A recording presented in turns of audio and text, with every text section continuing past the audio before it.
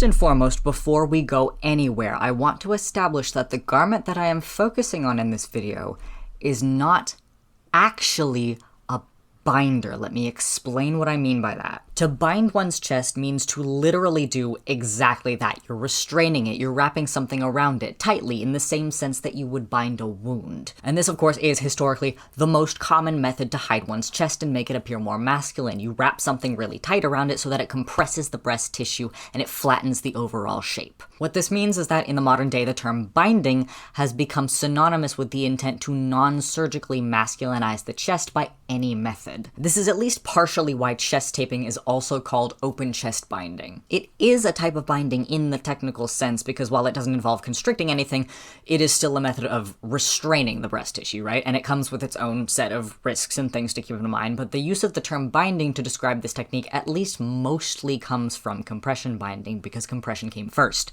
All of this is to say that binding is kind of the only general, catch-all term that we have to refer to non-surgical chest masculinization.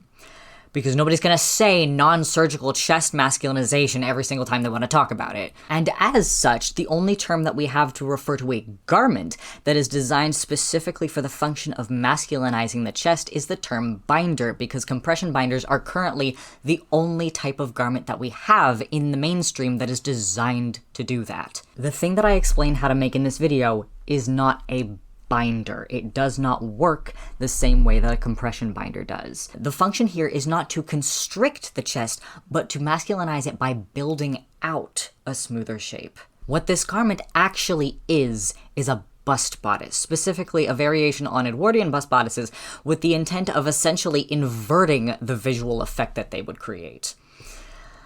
But nobody fucking knows what a bust bodice is, so we have to call it a binder. I do not want to see anybody in my comments trying to tell everyone how dangerous it is to DIY a binder. That is not what we're doing. Obviously, if somebody is trying to make a compression garment, they need to have an adequate amount of skill and research under their belt in order to execute it safely.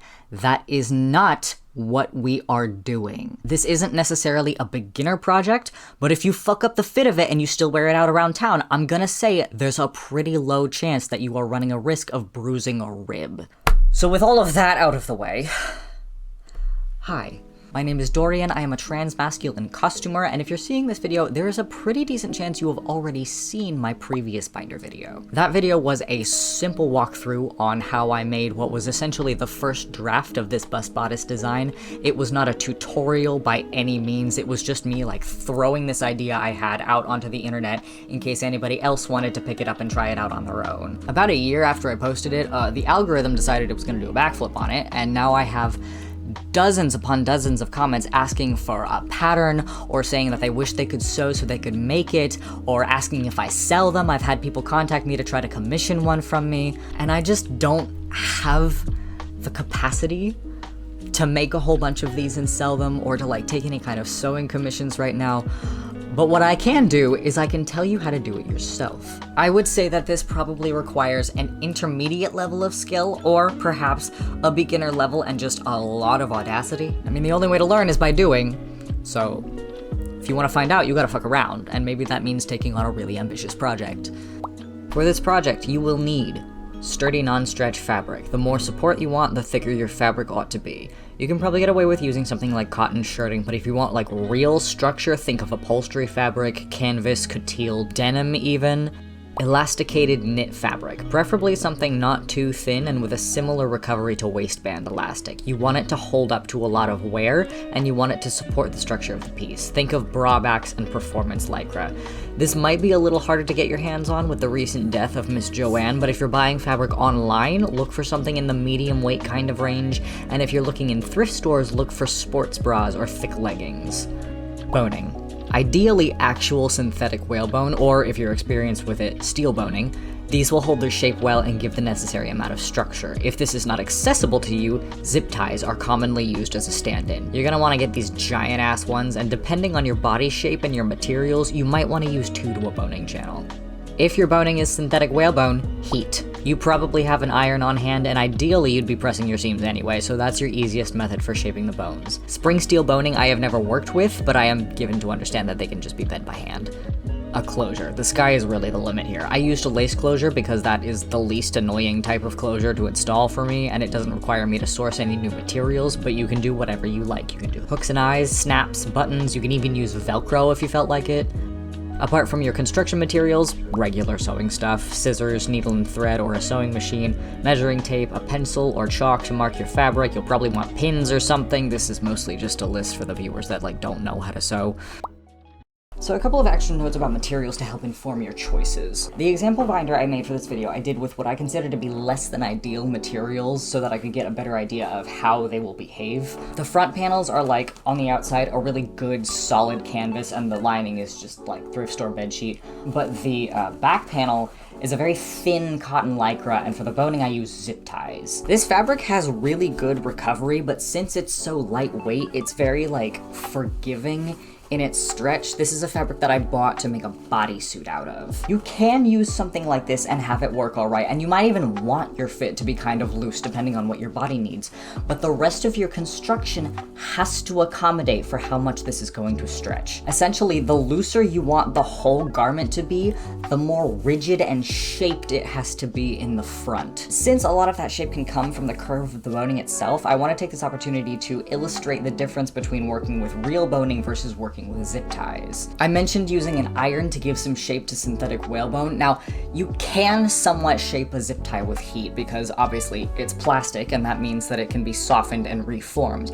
However, I found that it was incredibly difficult to get it to actually retain any amount of curve through heat forming it. And then of course, it's still a zip tie and it's flexible, so if anything is pressing against it, it's gonna give. Synthetic whalebone, on the other hand, similar to work with in the sense that it is a strip of plastic, but the difference here is firstly that it's much more rigid than a zip tie, and secondly that it can be much more easily shaped. You would take your iron on a medium-ish setting and heat the bone to make it malleable. As soon as you take the iron off, you're gonna bend it into the shape that you want and hold it there until it cools down enough to retain that shape.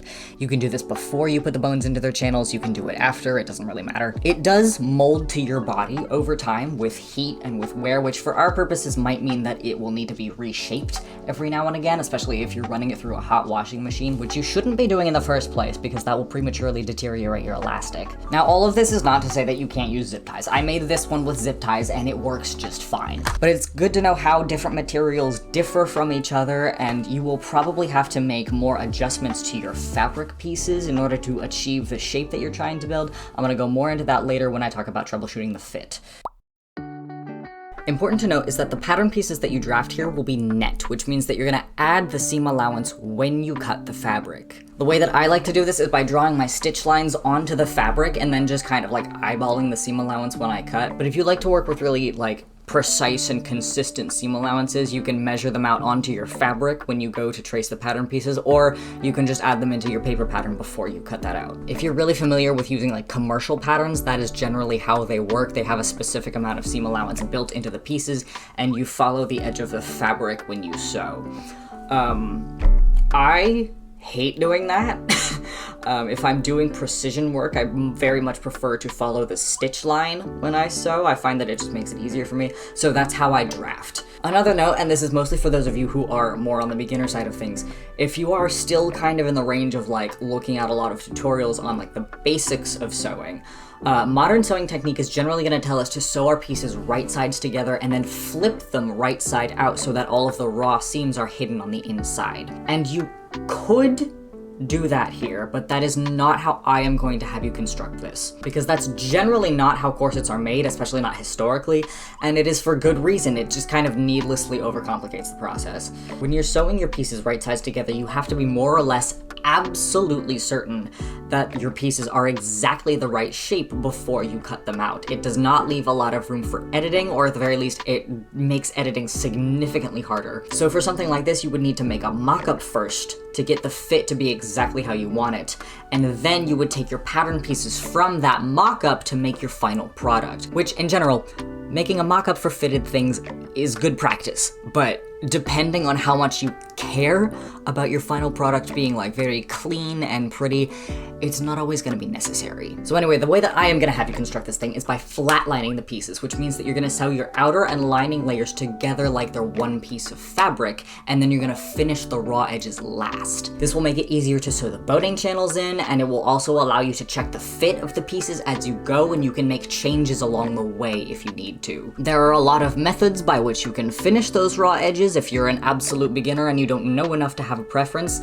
Here is a list of potential finishing techniques that you can research on your own. The way that I'm gonna default to for finishing the outside edges is by binding them, like either with twill tape or like, you know, spare strips of fabric, because it's clean and it's sturdy, and that's how I did it. And one thing about this is that if you do it like this, you don't actually need seam allowance around the whole thing. You'll need it at the side seam, between the front and side front panels, at the strap seam, and probably at the center front, depending on how you want to do that closure. But your top and bottom edges don't necessarily need it. You just need to make sure that your boning doesn't come right up to the edges of the fabric and you have like room to stitch the channels closed. This thought is brought to you by me not realizing this until I was scripting the drafting section of this video, and I had to actually figure out why I had such a large discrepancy in the measurements of my pieces at the strap seam, and it's because I had seam allowance around the whole thing and I didn't need it. And as a reminder, with whatever methods you use, you have to account for having stretch in your back panel. You don't necessarily need to finish the edges of that piece because hypothetically you should be using a knit fabric and those don't fray. But if you choose to finish it to make it look pretty, whatever stitch you use for that, and if you decide to put some kind of binding on it, it has to allow for the fabric to stretch. If you use a running stitch on the hem of your back panel, it will defeat the purpose of having used a stretch fabric in the first place. And frankly, if your binder is tight enough, the thread might, snap if you bend over and put too much tension on it.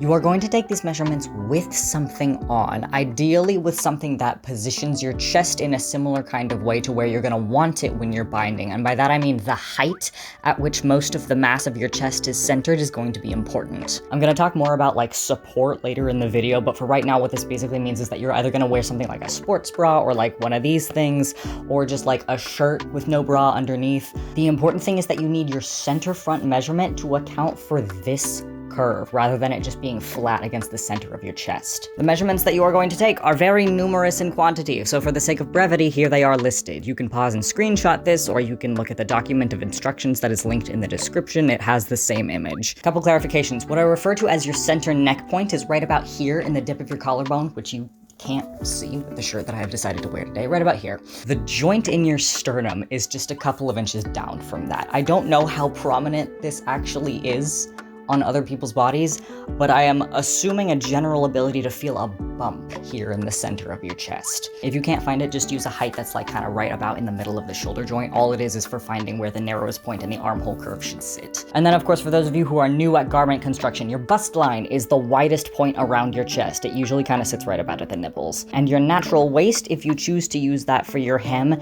is the narrowest point of your waist. It is higher than where the waistline of your pants is generally gonna be. If you've got a larger chest though, especially like large in proportion to your waist measurement, I would recommend putting your hem below your natural waist, closer to your hips, unless it's like really important for you to look snatched. For this process, you will need a pencil, paper, a measuring device, and a straight edge. Bonus points if those last two are combined into the same object. You will start by drawing a straight vertical line as long as your center front measurement. The top of this line is your center neck, the bottom is your hem. You'll mark your sternum joint and your neckline dip as points measured down from the top and your bust height up from the bottom. Next, you're gonna draw horizontal lines perpendicular to the center line. At the center neck, you're gonna draw the line to the inside edge of your strap. At the sternum, to the outside edge of your armhole at the narrowest point. At your bust line, the measurement to your armpit, and at the hem, again, the measurement to that armpit line. Add your desired strap width to that topmost line and then angle it down at the outer edge by about 1/4 inch or so. Connect the endpoints of your hem and bust lines. This is your hem to armhole measurement. If your bust line isn't pretty much level with your armpit, these measurements won't match, which in that case, extend this line to the full length of the measurement. You're now gonna draw a curve connecting your outer strap edge to your narrowest armhole point to your armpit point. This is your armhole curve. Connect your inner strap edge to your neckline dip point in whatever shape you want your neckline inclined to be. The world is your oyster here. Cut this pattern piece out, and if you have a pretty small chest, you can probably be done here, but for the rest of y'all, you're gonna need more tailoring. If you hold this piece up and shape it to your body, you're gonna notice that there's a lot of excess material here in the arm side. You're gonna wanna find where the pattern wants there to be a dart in the material and mark it. This will be much more effective if you cut this pattern into like a scrap piece of fabric so that you can get a better idea of how it wants to behave on your body. Draw this dart onto your pattern. Now extend the line of the dart in a curve all the way down to your hemline. Again, this process will greatly benefit from having a scrap piece of fabric to play with. Ideally, you want this curve to be pretty shallow, so the higher up and more vertical you can get your starting dart, the better. We're trying to get this to mimic the natural sort of corner of the pectoral and rib cage area. And then also, of course, the closer you keep the bottom of this curve to the side seam, the more boning you're going to be able to fit into your front panel. Extend the lines of the dart to smooth out along this curve, and then cut this extended dart out all the way down to the hem. Your front piece is now 2 pieces. There will be a mismatch in the armhole curve where you took the dart out, so starting with your pieces lined up at the hem, roll your side panel up along the new stitch line to find where that discrepancy is and then smooth out that line. I do this by adding a scrap of paper into the side front panel and then drawing the new curve in, but you could also do it by like subtracting material from the front panel if that gives you a better fit. This is also a good time to plot out where you want your boning channels to go. I recommend having a couple extend up to the seam of the strap for a smoother curve, and if you want seam allowance baked into your pattern pieces, now would also be the time to do that as well by tracing them onto another piece of paper. Back piece is really simple. In its most straightforward form, it is a rectangle. I mean, not quite like actually a rectangle, but you know. You take the remainder of your bust measurement and the remainder of your hem measurement. These are your top and bottom edges of the panel. You then connect the ends of those lines with the length of your hem to armpit measurement. The result will be some kind of trapezoid that works just fine. One thing to bear in mind though, if you are concerned with it looking pretty, is that if you do it like this, it's gonna look a little bit weird, depending on how your measurements work out. The angles at the edge of your side panel will probably not match up perfectly with the angles of your trapezoid, and what that does is create this little saggy bit of excess here. In terms of functionality, it's not really going to affect all that much, but if you want it to look cleaner, your back panel is going to have to curve. Easy way to do that without having to do, like, math is to take a flexible measuring device. I actually recommend using 2 pieces of string because then you can see your top and your bottom measurements at the same time. Lay your side panels out and use the string to find the curves that will allow these corners to line up smoothly. You could then trace this onto paper to make a pattern piece, you could draw it straight onto your fabric, whatever you want to do. First thing first, you're gonna cut your pieces out. Simple enough. You will cut 4 of each front piece and probably just 1 of your back piece. I am not necessarily going to tell you to cut these pieces on a particular grain because you might be working with limited amounts of fabric, but just know that part of your process will be easier if you can get these curves to fall across the bias. The first thing that I did to assemble it was stitch the front panel's right sides together just because that was more efficient than binding it later. If your closure is different from mine, this might not be relevant for you. The other first step is to sew all of your boning channels. Remember to make sure that your channels are slightly wider than your bones in order to account for their thickness. Next, you are going to attach your front to your side front. This is where that bias stretch will come into play. This is a weird thing to explain in words, but you are essentially going to force these curves to match up with each other. Start at the hem and pin your way up the stitch line, stretching the front panel to match the side panel's curve. Stitch them together like that. I find that this usually goes more smoothly if I work with the front panel on top, because this piece tends to be a little bit more fiddly and it's easier to keep it smooth with it facing you. You're then gonna cut and attach your back panel, which if you do it like I did mine, the side seam will complete your last boning channel. If you like, at this point you can try it with the bones in before you close any of the edges to make sure that the fit is where you want it. Cut your boning to the necessary lengths, making sure you leave enough room from the edge of the fabric for stitching, and sand the ends into curves. Wear a mask when you do this. If you don't, you will be inhaling all of those tiny chunks of plastic. I also like to number the bones by placement, and if you're using synthetic whalebone, now is a good time to heat shake them. Bind the hem of your front pieces, slide your bones in, and then you can finish your top edges. I will also add that, like, instead of this order of operations, you can check your fit just by pinning the pieces together and bind your front pieces before attaching the back panel. You just would have to close up your side seam boning channel before binding. It doesn't matter which order you do this. I just found it really annoying when I was trying to bind the edges and I had to maneuver the whole goddamn thing around. This is also the point at which I put my eyelets in for the front closure, so you know, if you haven't done your closure yet, do that. And the last thing to do is to cut and attach your straps, and then you have a wearable garment. I'm gonna be real with you guys. The thing about straps and armholes and these very like sharply curved areas of the body is that, as far as I am aware, there isn't actually like a set method for patterning them. You kind of just have to freehand it every time, and it's actually the bane of my existence. I can't really walk you through the drafting for the straps in as much detail as the other pieces because you kind of just have to like do it and see how it works. The shape of your straps is completely arbitrary. You can style them however you want. It is entirely up to personal preference.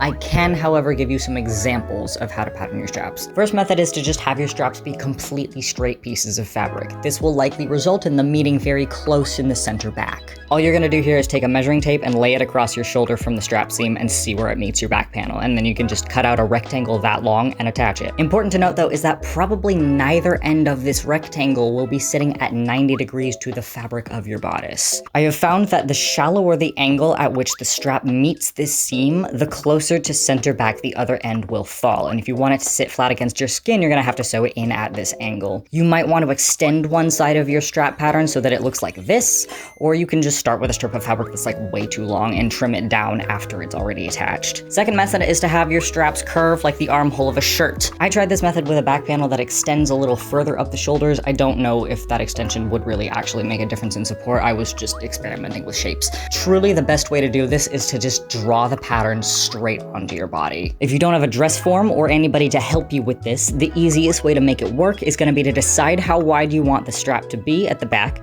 mark that width on a scrap piece of fabric, and then pin it to your back panel at the point where you want it to attach. Put the binder on, pin the scrap piece to your front panel so that it supports you properly, and then just get in front of a mirror and draw out that curve as far back as you can reach. If you can't reach to the back of your shoulder to draw it while the binder is on, you can finish connecting those lines when you take it off. In both cases, I think I would generally recommend making the straps out of your non-stretch fabric because it'll support the shape of the chest pieces better. If, however, you need them to stretch so that your shoulders have more room to expand when you breathe, you can absolutely make them out of a stretch material. You just really need to make sure that it's not too flimsy, and ideally you have a really strong self-supporting curve in your front pieces so that your chest shape doesn't depend on your strap tension to hold itself up. So this piece in particular I made to fit my friend Ella. Now Ella lives about 8 hours away from me, so I was not able to work with her exact proportions while I was building this thing. I did my best to replicate her measurements by like padding out my dress form, but really it's not the same. So for this fitting, we found it to be quite loose, that the side front curve was a little bit too sharp, and that the neckline didn't sit flat enough. Those first 2 points are simple enough to solve. Taking straps and side seams in is very easy, and we also already know that this side front curve should have been shallower to begin with, so I just took it in a little bit in the middle. The neckline, I suspect, is going to be a common issue for many people. This neckline has a little bit more fabric in the front here than it needs, and as a result, the zip ties, which don't retain any shape on their own and thus will not curve back towards your chest enough, they poke straight up and they make it look weird. The ideal way to address this issue is actually to pattern that curve into your fabric in the first place, in the same way that a corset's curves are patterned. What I did for the second fitting in the interest of simplicity and undoability was I just added darts right along some of the boning channels, and that's definitely a move that you can make in your own fitting, but the ideal thing to do here would actually be to have a full seam along the channels so that the curve is smoother. I just couldn't curve these darts because one side of them was already a straight line. Now, the reason I don't include this in the drafting instructions is because I'm pretty sure that the majority of people watching this are going to be more on the beginner end of things, and I think this is getting a little bit complex for the purposes of this video. Again, darts will work just fine. But if you're more experienced and this kind of drafting doesn't sound like it's above your pay grade, these are the kind of shapes that I would start with. You're still looking for the overall shape in the front to be mostly flat, you just want it to curve towards your body at the neckline and maybe at the hem. If you are an absolute beginner and even putting darts in sounds like it might be a little bit too advanced, I can say that 1, your shape will then be much more dependent on your choice of boning material, and 2, darts are really not that hard. You have already drafted a pattern and that's way more complicated. Now I do also want to make a little note about support of the actual breast tissue, since the point of this design is to be a little bit loose, and that might be a bit of an ordeal if you ever need to, like, I don't know, descend a staircase. I played with the idea of building like an optional like secret bra type of structure into this design.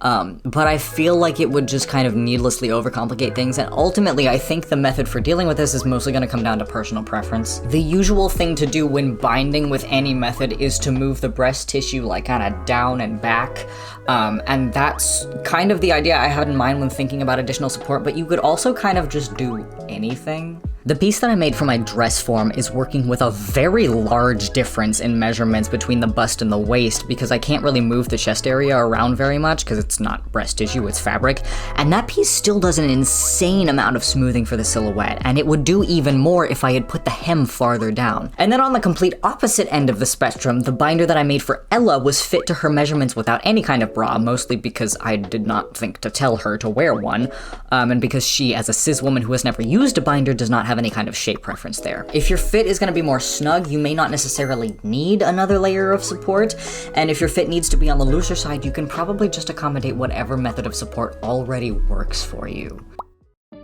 As a final little thing to note, I would like to remind everybody that whatever you make does not need to be perfect. It just needs to do the job that it was designed to do. If you're new at sewing and your binder comes out looking weird and cobbled together and the seams have been redone 8 different times, but it still alleviates your dysphoria when you put a shirt on over it, that is still a win, baby. Does it look professional? Absolutely not, but that does not matter if it works. Now, I am far from the first person to have had the idea to make a binder that's like a pair of stays, and I'm probably not even the first person to do it with the intention of lessening the strain on the ribs.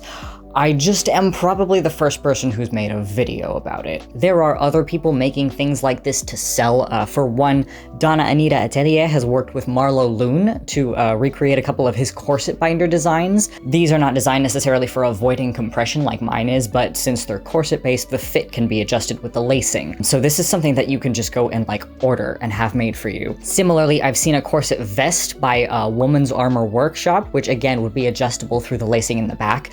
This one would also be really supportive for like larger chest sizes because the design allows for the weight to be carried on the hips. The thing about these options though is that they are, of course, bespoke corsets.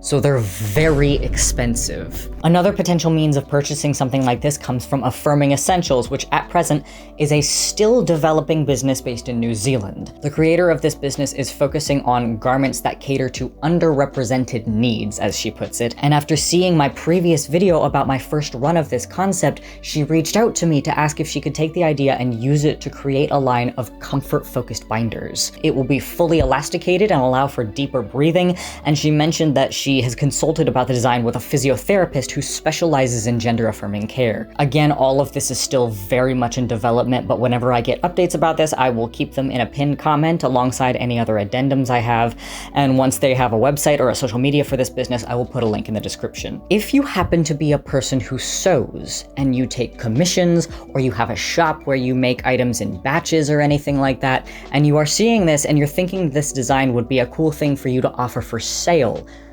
go for it. I want this idea to be as accessible to people as possible, and the more people who are making these things, the more people can wear them. All I ask, of course, is that, you know, credit me.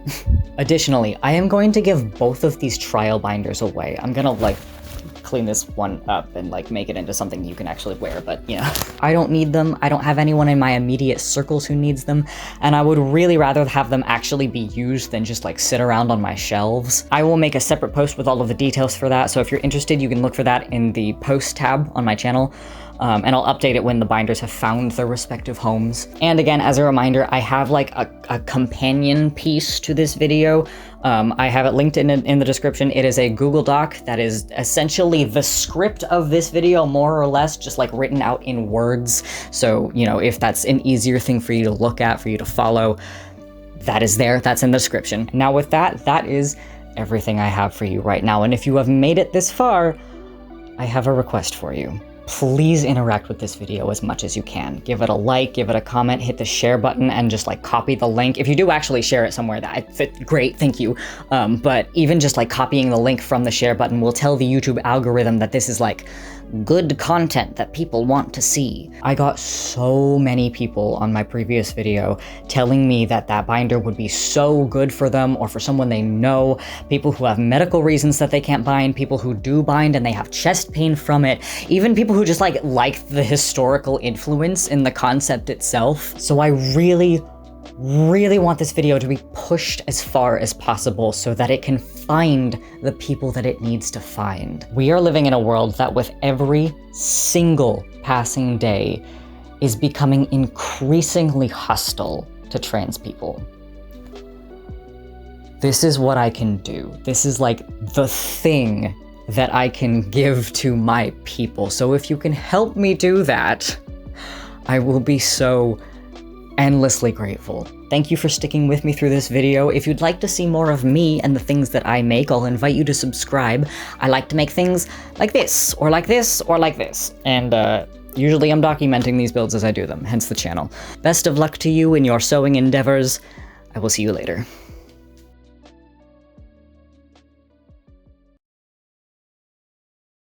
Yeah, it's fine. It is up to you. I don't have the frame yet. I need to look very, very attractive in this opening shot so that people stay on the video. I tried this method with a back panel that extends a little bit shoulders up the further. Yeah, that makes a lot of sense. I don't know. To make a whole bunch of fucking yowie hands over here. Hi, do you need to supervise? Do you have anything to say?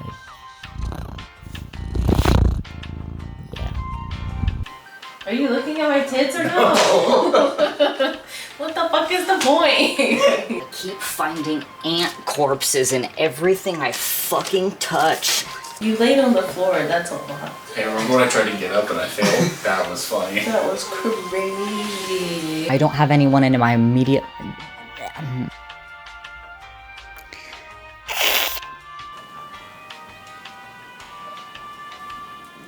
Oh.